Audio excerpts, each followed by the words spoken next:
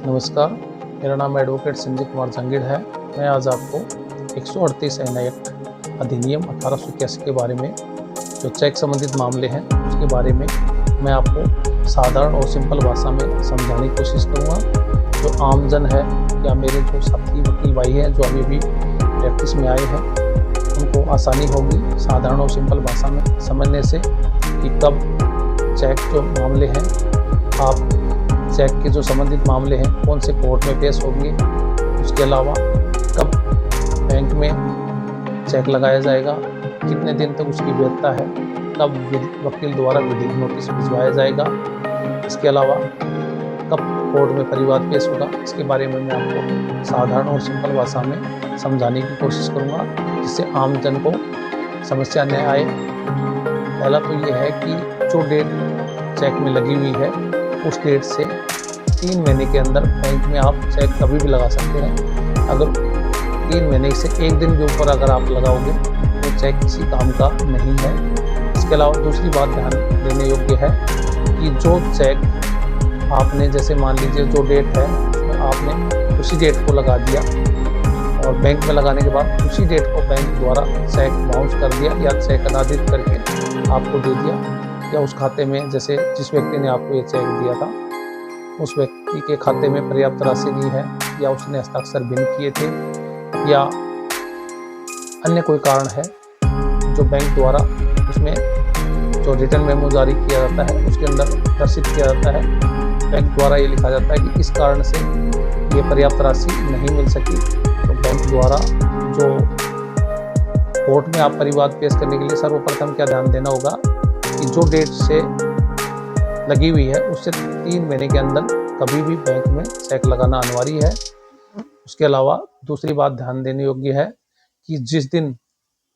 आपने बैंक में चेक लगाया और जिस दिन बाउंस हो गया, जो डेट में लगाया उस दिन बाउंस हुआ या उससे 1-2 दिन बाद में बाउंस हुआ, उस डेट से 1 महीने के अंदर आपको अपने जरिए अधिवक्ता के माध्यम, यानी जरिए वकील आपके अधिवक्ता के जो उसके माध्यम से आपको एक नोटिस भिजवाना होगा। जिस व्यक्ति ने आपको ये चेक दिया है, जिससे खाते में पर्याप्त राशि नहीं थी, उस व्यक्ति को नोटिस भिजवाना होगा। अगर कोई कारण से आप नोटिस नहीं भिजवा पाते हैं 1 महीने के अंदर, तो अगर 3 महीने जो डेट है चेक की उसमें 3 महीने बचे हुए हैं, या कुछ 5-10 दिन या 2 महीने जो भी हैं उसमें बचे हुए हैं शेष, तो आप उसको दोबारा चेक लगा सकते हैं। मेन क्या है कि कानून में क्या है कि जिस दिन आपने चेक लगाया और जो बाउंस हुआ उसके 1 महीने के अंदर अपना वकील द्वारा नोटिस भिजवाना अनिवार्य है। और नोटिस अगर नहीं भिजवा पाते हैं, अगर उसमें बचा हुआ समय है, तब तो आप बैंक में दोबारा लगा सकते हैं। उसके अलावा अगर आप जिस दिन बैंक ने आपको चेक लगाने के बाद चेक बाउंस जिस दिन हुआ उससे 1 महीने के अंदर आपको अपने जरिए अधिवक्ता के माध्यम से नोटिस भिजवाना होगा। जिस दिन आपके अधिवक्ता द्वारा नोटिस भिजवाया गया, रजिस्टर्ड डाक से भेजना होगा, साधारण डाक से नहीं भिजवाया जाएगा, क्योंकि वो कोर्ट में असल पर्ची जो रसीद की है, डाक पर्ची है, वो लगती है, तो रजिस्टर्ड डाक से भिजवाना होगा। जैसे ही आप रजिस्टर्ड डाक से जिस दिन तारीख को आप भिजवाते हैं 1 महीने के अंदर, जो भी डेट को भिजवाते हैं, उस दिन से 15 दिन व्यतीत होने, मतलब जिस दिन मान लीजिए आपने 17/11/25 को आपने चेक का नोटिस भिजवाया और उसको 22 को मिल गया, 22/11/25 को मिल गया, तो आप क्या करोगे, उसके बारे में आपको कैसे पता लगेगा। आप क्या है कि जिस दिन आपने जो नोटिस भिजवाया अपने अधिवक्ता या अपने वकील के माध्यम से, तो उसकी ट्रैकिंग रिपोर्ट उसकी डाक की निकलवानी पड़ेगी। ट्रैकिंग रिपोर्ट से आपको वो डेट से जिस दिन उसको प्राप्त हुआ, तो 15 दिन व्यतीत होने के बाद, यानी 15 दिन व्यतीत होने के बाद 1 महीने के अंदर कोर्ट में परिवाद करना अनिवार्य होगा। मैं दोबारा आपको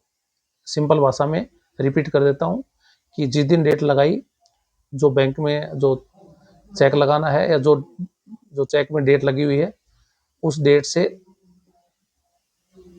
आपने बैंक में लगाया। बैंक में लगाने के बाद जिस दिन बाउंस हो गया, बाउंस होने के बाद 1 महीने के अंदर नोटिस भिजवाना होगा। नोटिस भिजवाने के बाद नोटिस भिजवाने के बाद जिस दिन उसको प्राप्त हुआ उससे 15 दिन व्यतीत होने के बाद 1 महीने के अंदर कोर्ट में परिवाद पेश करना आवश्यक होगा। ये कानूनी मैंडेटरी है। इसके अलावा अगर ये ऐसे प्रोसेस नहीं करोगे तो कोर्ट में क्या है कि कोर्ट में जब भी परिवाद पेश करोगे वो खारिज हो जाएगा मेरे भाई। इसके अलावा दूसरी बात ध्यान में देने योग्य है कि आमजन है या जो मेरे साथी नए वकील भाई हैं जो प्रैक्टिस में अभी अभी आए हैं, उनको ये दिक्कत आती है कि कौन से न्यायालय में परिवाद पेश करना होगा। तो उसके लिए मेरे भाई बताऊंगा कि कोई भी व्यक्ति जहाँ पे निवास करता है उससे परिवाद पेश नहीं होगा। सिंपल भाषा में समझाऊं कि जिस व्यक्ति का खाता है, जिस व्यक्ति ने वो चेक अपने खाते में लगाया है, जहाँ पर वो बाउंस हुआ है और जहाँ पर उसका खाता है, बाउंस होने वाली क्षेत्राधिकार वाले न्यायालय यानी न्यायिक मजिस्ट्रेट के पास परिवाद पेश करना आवश्यक होगा। उसके अलावा जहाँ पर चेक बाउंस हुआ है या जहाँ पर परिवादी का खाता है उसके क्षेत्राधिकार में कई जगह क्या होता है, न्यायिक कोर्ट अलग से बने हुए हैं, तो उसमें आप परिवाद पेश कर सकते हैं। तो जो परिवाद पेश करने का जो मैंने तरीका बताया, ये जो डेट है वो मैंडेटरी है। उसके जो डेट के आधार पर आप नहीं लगाओगे तो वो कोर्ट में आपका जो परिवाद है वो पेश तो होगा लेकिन वो खारिज होने की संभावना पूर्ण है। इसलिए सर्वप्रथम जो जो मैंने जो आपको रूटीन बताई है कि मैं दोबारा रिपीट कर देता हूँ। अब मैं थोड़ी स्पीड में कर देता हूँ जिससे आपको समझने में आसानी होगी कि जो डेट है उस डेट से 3 महीने के अंदर बैंक में चेक लगाना अनिवार्य है। जिस दिन बाउंस हुआ उससे बाउंस होने के बाद 1 महीने के अंदर चेक का जो नोटिस है, जो बाउंस हुआ है उसका नोटिस अपने जरिए अधिवक्ता के माध्यम से भिजवाना होगा। जिस दिन उसको प्राप्त हुआ ट्रैकिंग रिपोर्ट के आधार पर प्राप्त होने से 15 दिन व्यतीत होने के बाद आप कोर्ट में परिवाद पेश कर सकते हैं। मेरा अगर वीडियो अच्छा लगा हो तो लाइक कीजिए, सब्सक्राइब कीजिए। ज़्यादा जानकारी के लिए मेरे से जुड़े रहिए और ज़्यादा जानकारी के लिए